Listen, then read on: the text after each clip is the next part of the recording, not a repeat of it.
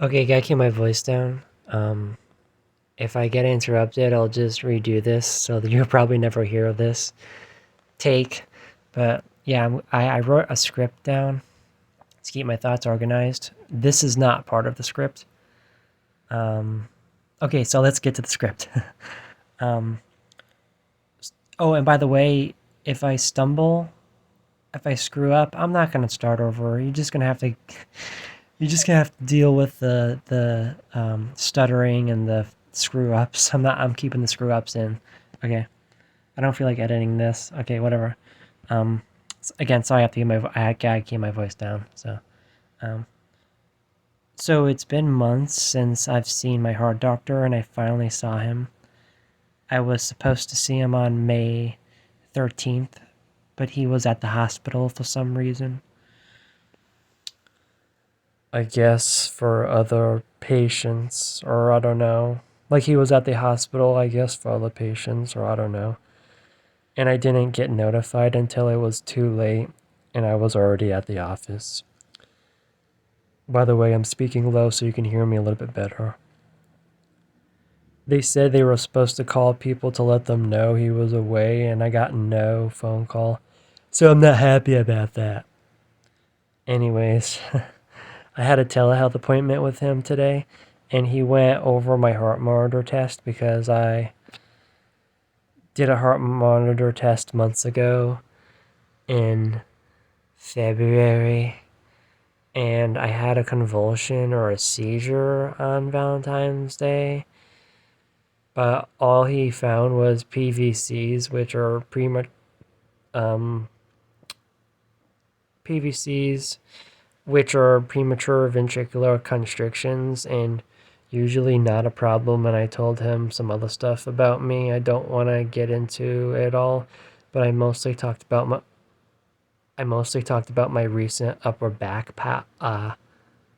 my recent upper back pulsations I developed in March, which became upper back pain in May, usually separate from one another. Also, I'm sorry if I'm too close. Sorry if I'm too close. Um, so yeah, pulsations in March, uh, which became upper back pain in May, usually separate from one another, but sometimes it is painful pulsations or palpitations or whatever. Um, and on Mother's Day, the upper back pain spread to my middle and lower back while still affecting my upper back. He is worried it might be an aortic aneurysm, which I feared too because um, when I looked up when I looked my symptoms up, aortic aneurysm popped up, and he wants to also make sure there's no thrombosis or any blockages or any other weird things going on. I find this confusing because he said I had homocystinuria, which causes a body similar to Marfan syndrome, Marfan syndrome. Similar symptoms include being skinny naturally. Like I'm forever a twink, basically. I'm going off script here. I forever have the femboy body. Okay, to get back on the script. Um, yeah. They both conditions make you naturally skinny. Like I'm 31 years old and I'm still skinny. I don't want to say how skinny I am though. Okay, let's get back on the script. Um, but the only difference is homocystinuria causes thrombosis, and Marfan syndrome causes aortic aneurysm, usually in the chest. So I'm confused about my diagnosis. He says I have homocystinuria because my homocysteine is elevated. My homocysteine levels are elevated, but I don't have the gene mutation for that, and I don't have other symptoms of it like knock knees. Like this isn't the hard knock life, but I do have low IQ common in homocystinuria, but Marfan would fit me better if I had an aortic aneurysm, but I don't have the gene mutation for that either, and I'm not tall, and I have no eye problems for either conditions because both conditions can cause eye problems.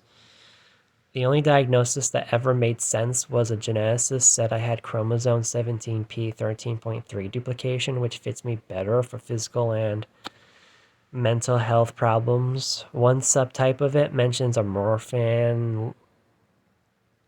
One subtype of the chromosome 17p 13.3 duplication mentions a morphinoid habitus, basically like a morphin like esque looking body. I guess you could say like a morphin looking body, basically. There's different conditions that can cause the Marfan body, by the way, to get off script, just because you're naturally thin doesn't mean you have these conditions. There's other traits too, like a deformed chest, long alien extraterrestrial looking fingers, um, a lot of other stuff. Okay. So I have to do 2 tests. If something bad happens to me before, during, or after these tests, with or without knowing my results, it's been nice knowing you all. Some of you. I have to do a PET scan, which I turned down in February because I didn't feel safe doing it because it kind of ramps up your heart rate. They like inject this medicine into you. And I didn't really feel safe doing that. Now I feel fine doing it, and I also will be doing an echocardiogram. So I just want to say it's been a wild ride making music and posts online in this crazy life. Goodbye for now, I guess. So yeah, it's basically the end of the script. So hopefully I'll get an appointment set up for one of those tests on Friday maybe. And then the other test will be next week, or I don't know. So yeah, I read that pretty quickly. I may technically have to edit this a little bit. Maybe I might want to put an image or something instead because this is just blank right now. I'm just recording audio. So, wow, I said all that in 7 minutes, including going off script. That's pretty impressive. I don't want to make 25-minute videos anymore. So yeah, it's been a wild ride, guys. I don't know what the hell's wrong with me with these upper back pulsations, and I don't know if it's aortic dissection or I don't know what it is, but I'm gonna hopefully get this figured out. And if I have to get surgery, hopefully it's less invasive surgery or something. If it ends up being nothing, he doesn't think that it's mental health related. He did not blame anxiety at all, which I'm glad because I have so many doctors that want to blame it on anxiety or mental illness or something. He says, if we don't find anything scary going on, then it could still be the PVCs. Those, it's just affecting my back for some reason. I don't know. So yeah, goodbye for now, I guess.